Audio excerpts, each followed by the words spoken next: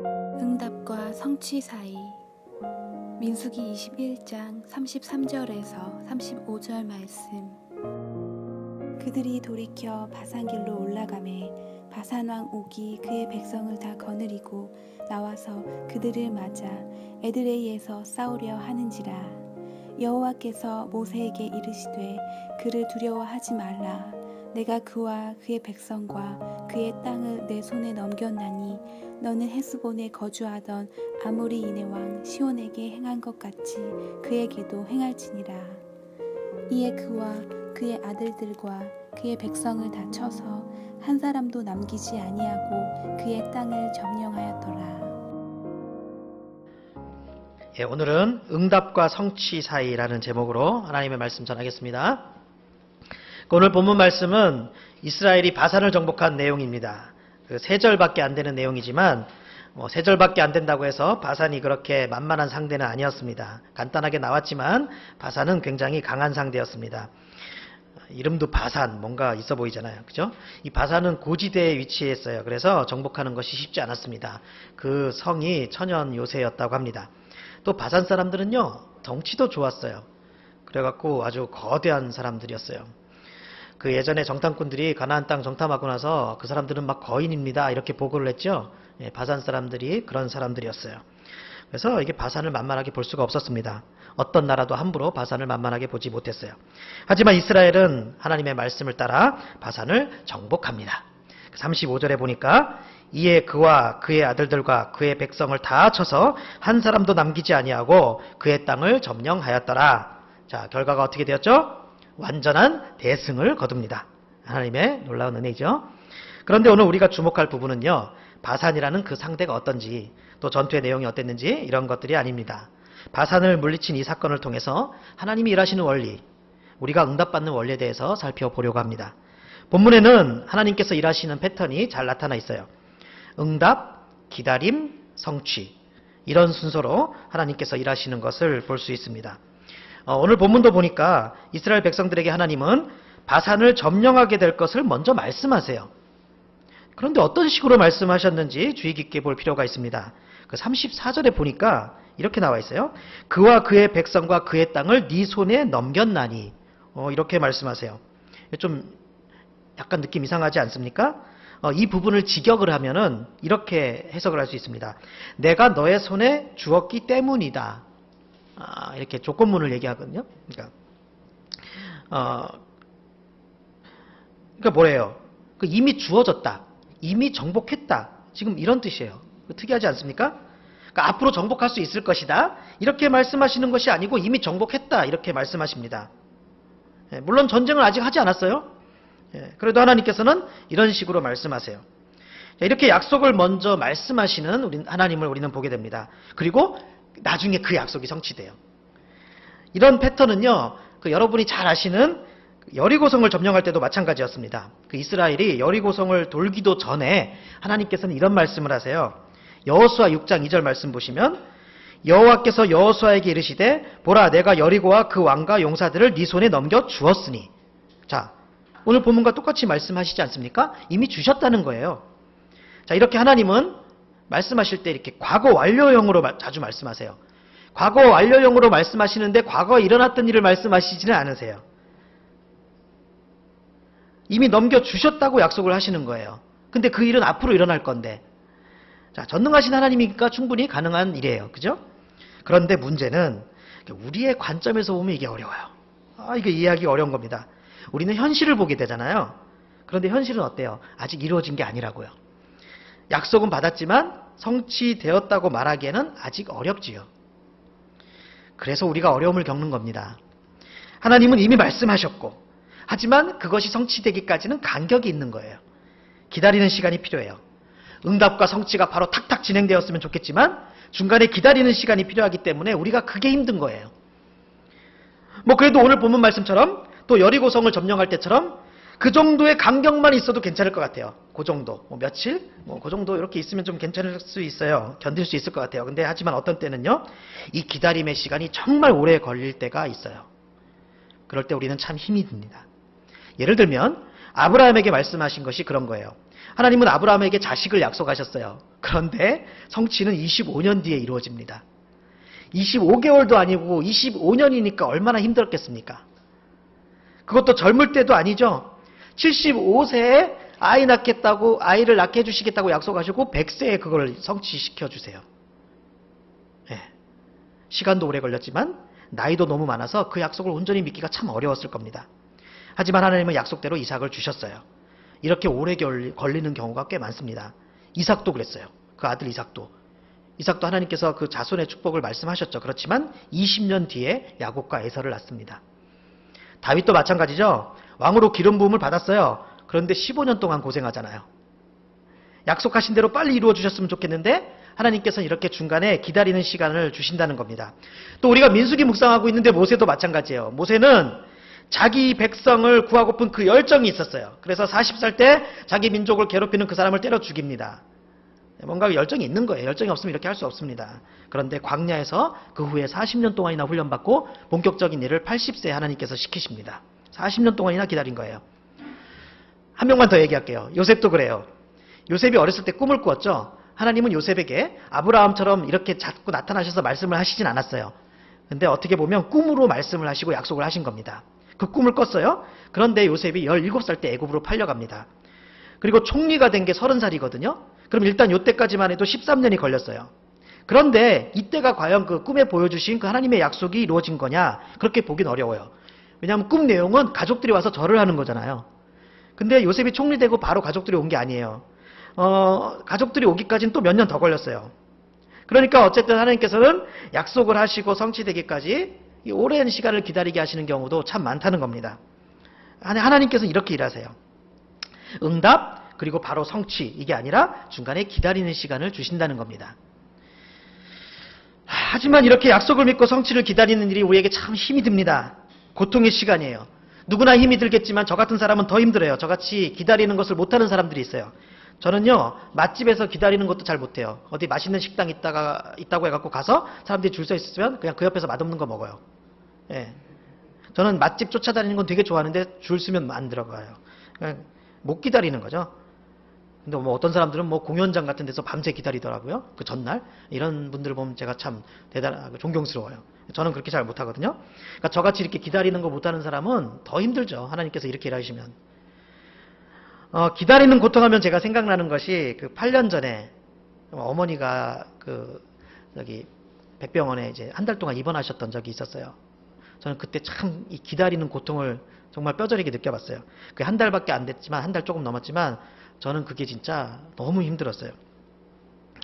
그 어머니가 그 수술 2번이나 하셨고요. 그 기간 동안 또 한 달 넘게 입원하셨는데요.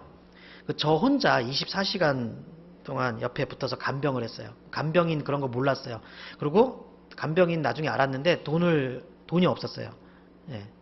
그래서 돈도 없고 그러니까 어쩔 수 없이 제가 간병을 해야 되고 처음 겪는 일이기 때문에 제가 24시간 동안 그렇게 옆에서 밥도 제대로 못 먹고 잠도 못 자고 정말 잠도 못 잤어요. 어머니가 2시간, 1시간마다 막 화장실 간다고 하니까 화장실 이렇게 데리고 가야 되잖아요. 잠을 못 자겠더라고요. 그리고 잠깐 제가 밖에 나갔다 오면은 이거 그 수액 넣는 거 이거를 막 뽑아버리면 막 피가 철철 나고 그런 일도 몇 번 겪으니까 옆에 계속 붙어 있어야 돼요.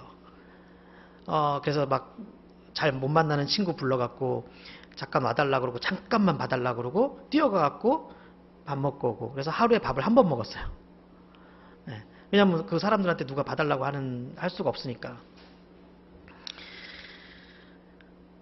다시 생각해도 너무너무 힘이 들었어요.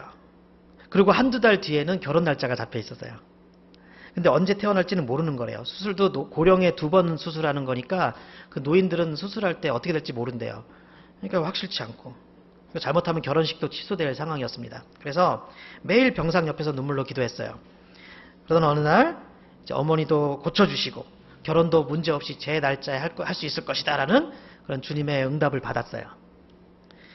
결국 나중에 그 말씀대로 그대로 되었습니다. 결혼 날짜도 문제없이 진행되었고 어머니도 이제 퇴원을 잘 하게 됐어요. 그거 알고 있어도 기다리는 기간이 그렇게 힘들더라고요. 네. 혹시 문제가 생기면 어떡하지? 하나님 말씀해 주셨는데도 잘못되면 어떡하지? 불안하고 걱정되고 또 그런 생각이 안 들어도 간병하는 자체가 힘이 들어요. 그냥 버티고 기다린다는 그 자체가 너무 힘이 들었어요. 그래갖고 매일매일 의사한테 물어봤어요. 저기 얼마나 더 입원해야 될 것 같습니까? 저희 어머니 언제쯤 퇴원할 수 있을까요? 의사는 항상 모른대요. 뭐 봐야 합니다. 지켜봐야 합니다. 맨날 똑같은 소리인데도 똑같이 물어봐요. 그래도 대충이라도 이렇게 알 수 없을까요? 되게 귀찮게 대략, 그러면 대략도 어렵습니다. 뭐 이렇게 얘기를 하고 그랬어요. 이렇게 기다리는 일은 참 너무 힘든 일 같습니다. 요즘 시대는 더 힘든 것 같아요. 왜냐하면 지금은 굉장히 뭐든지 빨리빨리 진행되는 시대 아닙니까? 특히 인터넷 속도 무지 빨라졌죠.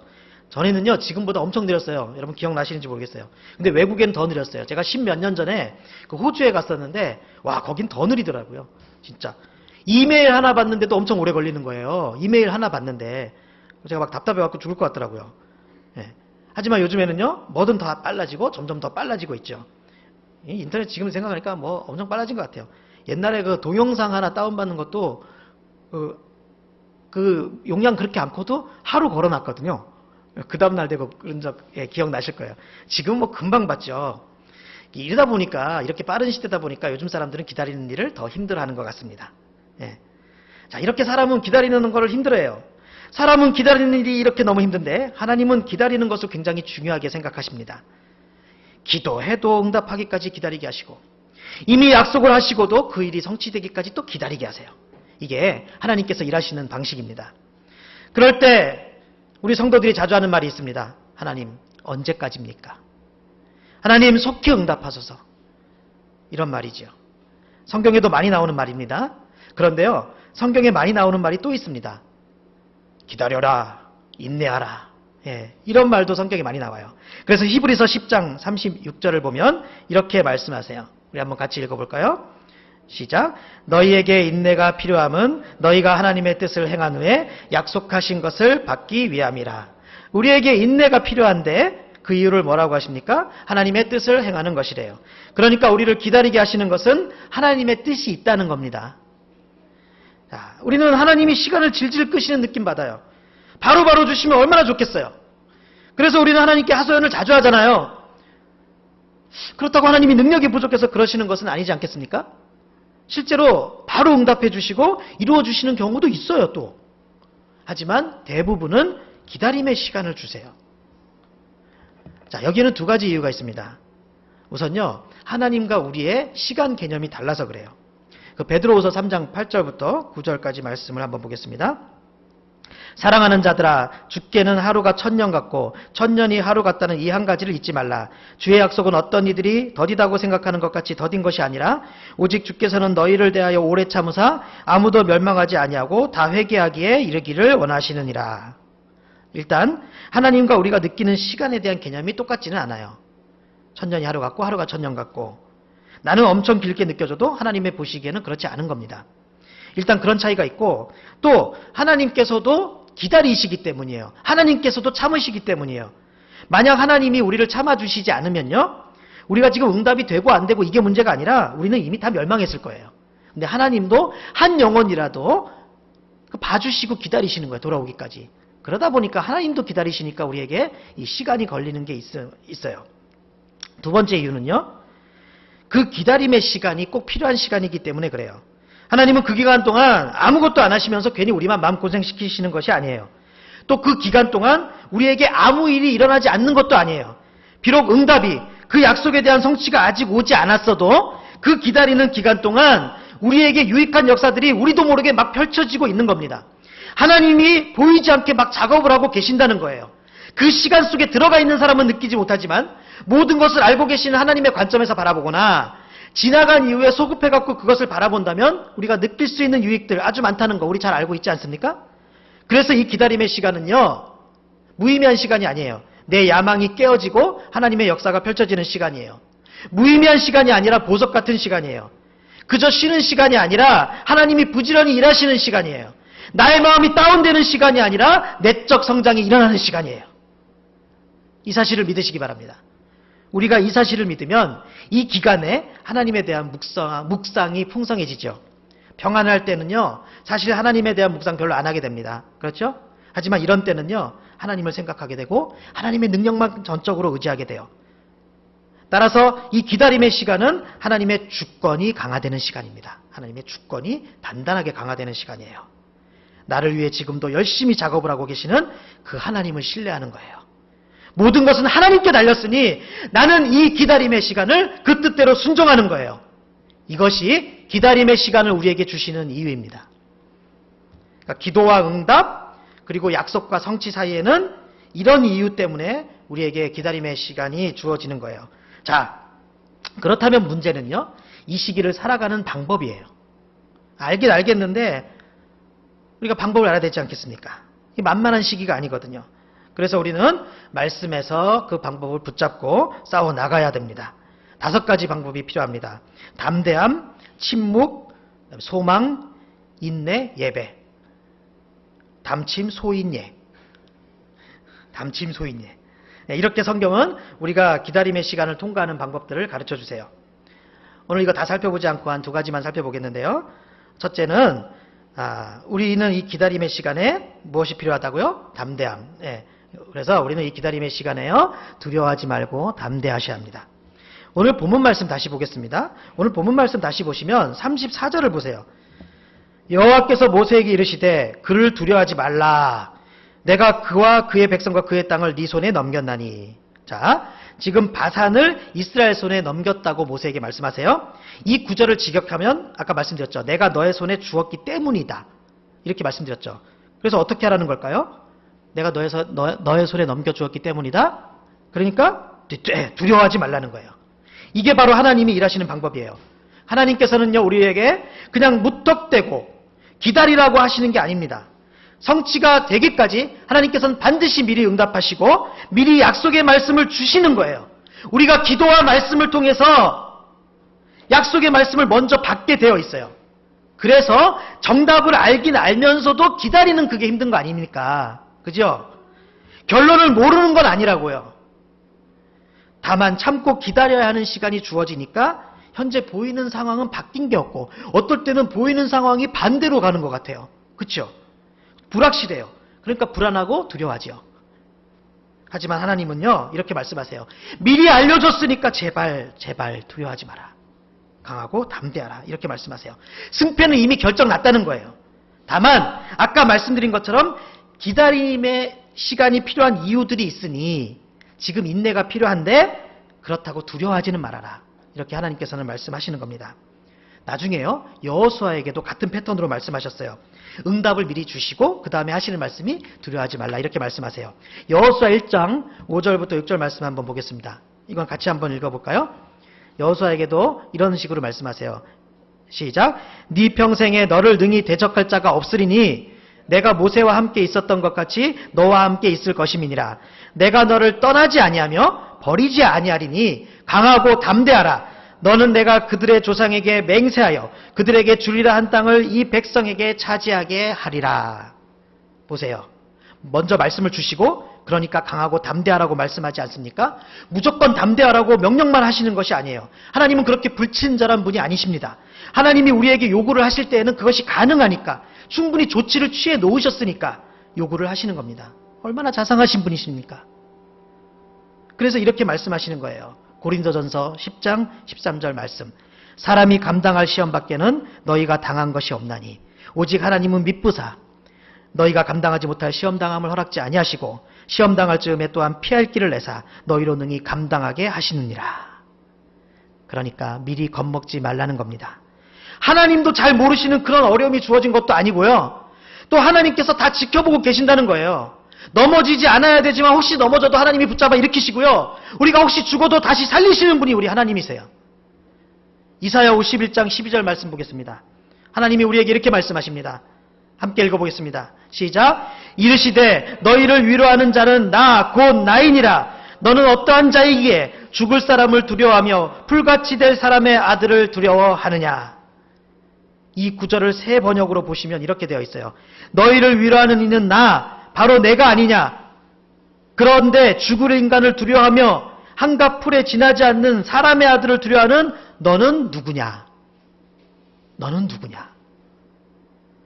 내가 바로 하나님이 아니냐? 그런데 너는 도대체 무엇을 두려워하고 있는 거냐? 하나님께서 지금 이렇게 물으시는 겁니다. 이 말씀이 오늘 저와 여러분의 가슴에 깊이 박히시기를 주님의 이름으로 축원합니다. 자, 그래서 그냥 전능하신 하나님께 맡겨버리세요. 하나님의 능력, 하나님의 주권 믿고 갈 때까지 가보는 겁니다.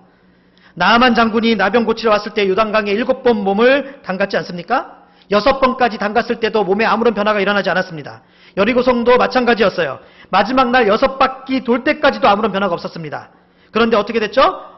7번째 몸 담글 때 나병 사라졌고요. 7바퀴 돌고 나서 여리고성이 무너졌어요. 하나님이 보시기에 적절한 때가 있다는 겁니다. 내 생각하고는 다른 거예요. 마찬가지예요. 하나님이 우리도 7번까지 몸을 담그게 하실 때가 있어요. 하나님이 우리도 7바퀴까지 끝까지 돌게 하실 때가 있다는 거예요. 그럴 때는요, 나를 보석같이 귀하게 만드시려고 그렇게 하시는 것으로 믿어야 합니다. 끝까지 가보는 거예요. 그래도 여러분이 생각할 때 나에게 오는 고난이, 나에게 오는 훈련이 다른 사람과 비교를 해봐도 너무 긴 것 같이 느껴질 때가 있어요. 그럴 때는요, 나를 그만큼 수준 높게 세워주시려는 하나님의 뜻으로 생각하십시오. 하나님이 지금 나에게 다윗, 모세, 요셉 그 레벨 정도의 축복을 주시려는 거예요. 수준이 높고 그 기간이 길면 하나님께서 그만큼 더 축복을 해주시기 위해서 그러시는 것입니다.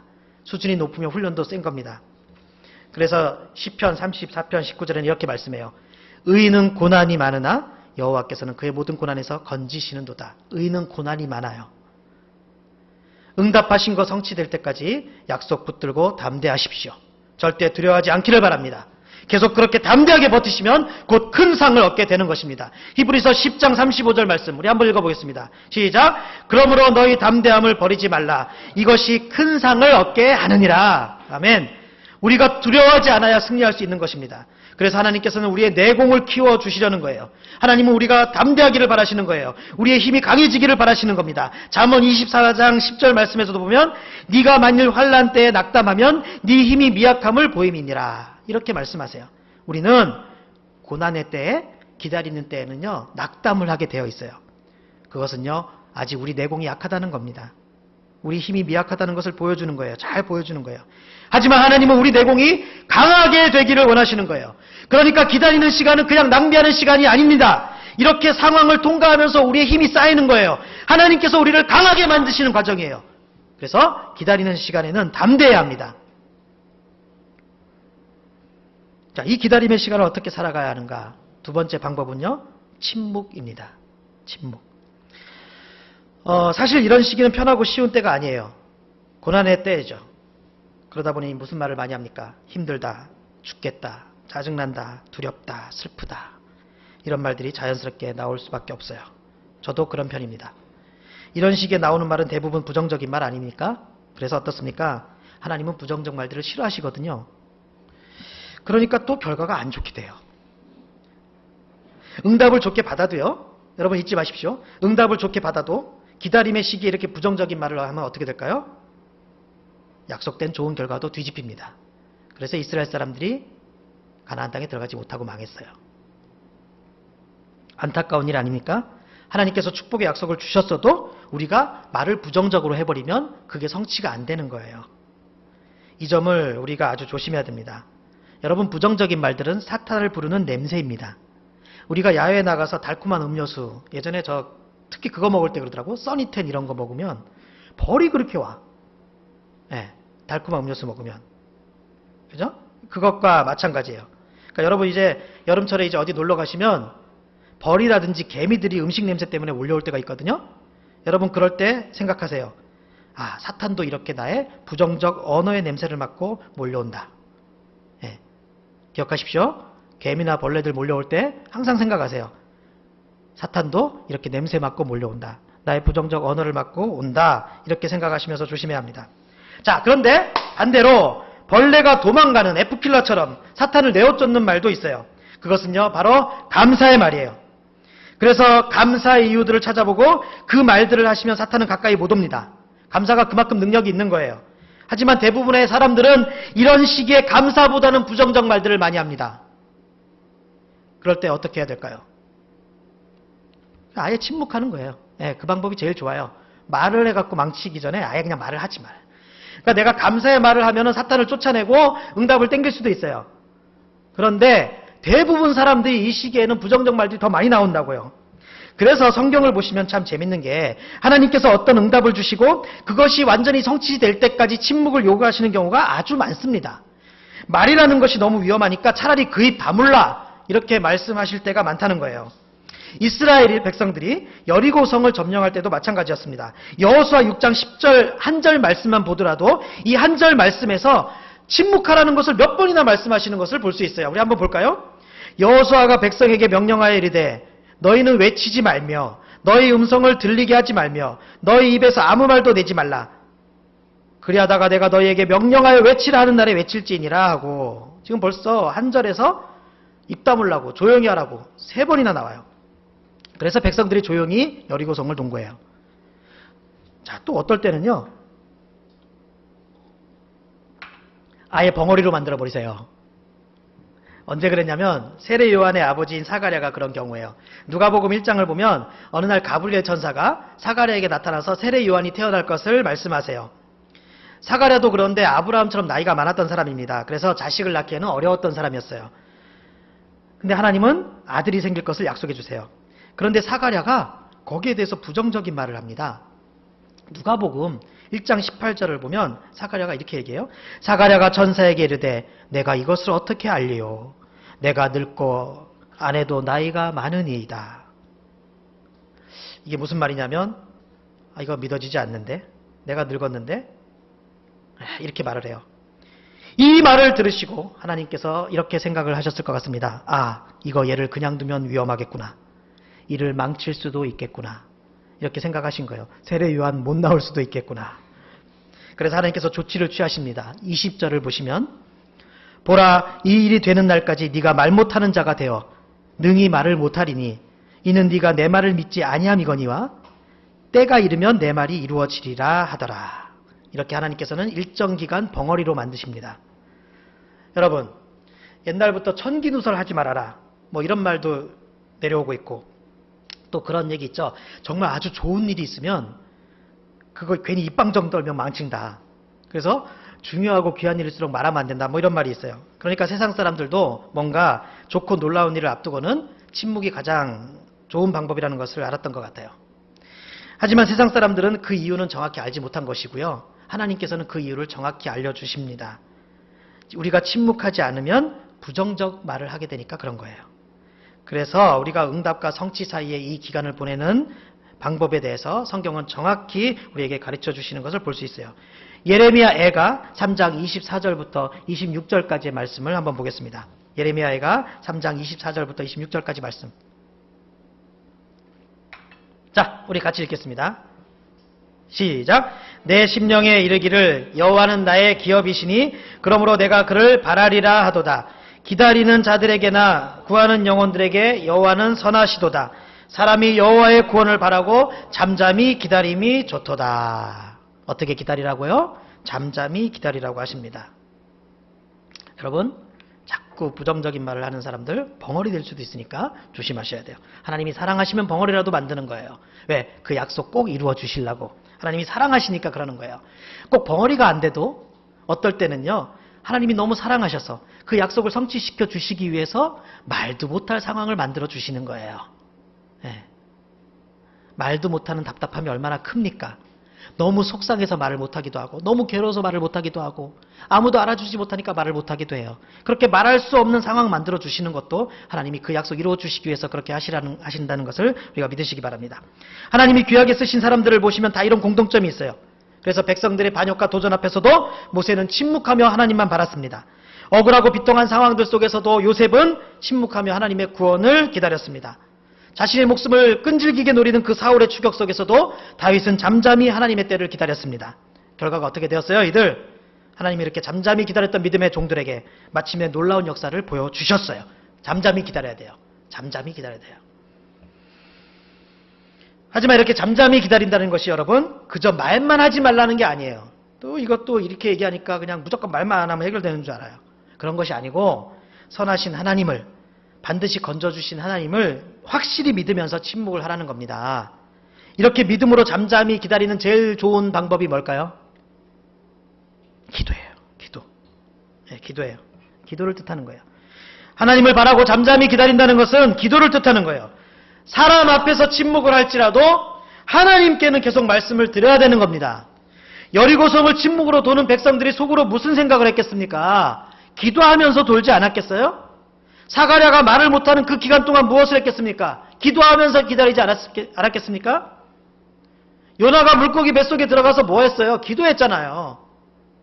물고기 뱃속에서 누구한테 말을 해요? 하나님한테만 말을 하는 거예요. 그래서 우리도 말은 많이 하지 말고 대신 기도를 많이 해야 되는 겁니다. 여러분 잘 아시는 시편 62편 5절 말씀 보세요. 찬양도 있죠? 나의 영혼아 잠잠히 하나님만 바라라. 잠잠히 하나님만 바라라. 무릇 나의 소망이 그로부터 나오기 때문이에요. 이 말씀처럼 하나님만 바라보면서 잠잠히 있다는 것은 기도하는 것을 말하는 겁니다. 기다리는 시기는 참 답답하고요. 하고픈 말도 많아요. 그래도 잠잠해야 될 것은 왜요? 그때 나오는 말은 부정적 말이 되기 쉽고 그 부정적 말은 약속의 성취를 막을 수 있기 때문입니다. 그래서 침묵으로 기다려야 합니다. 여러분 내가 감사의 말을 해갖고 그 응답을 땡겨올 자신이 없으면 말을 하지 마세요. 오늘 말씀은 시간 관계상 여기까지 말씀드려야 될 것 같습니다. 자, 응답과 성취 사이에는 기다리는 시기가 있습니다. 그 시기를 살아가는 방법 5가지 말씀드렸는데 오늘 그 중에서 2가지만 살펴봤어요. 여러분 기다림의 시간 속에서 낙심하지 마십시오. 예수님도 이 시기에 낙심하지 말라고 우리에게 말씀하셨습니다. 그러면서 이렇게 말씀하십니다. 누가복음 18장 7절부터 8절까지 말씀. 하물며 하나님께서 우리 같이 읽겠습니다. 시작. 하물며 하나님께서 그 밤낮 부르짖는 택하신 자들의 원한을 풀어주지 아니하시겠느냐. 그들에게 오래 참으시겠느냐.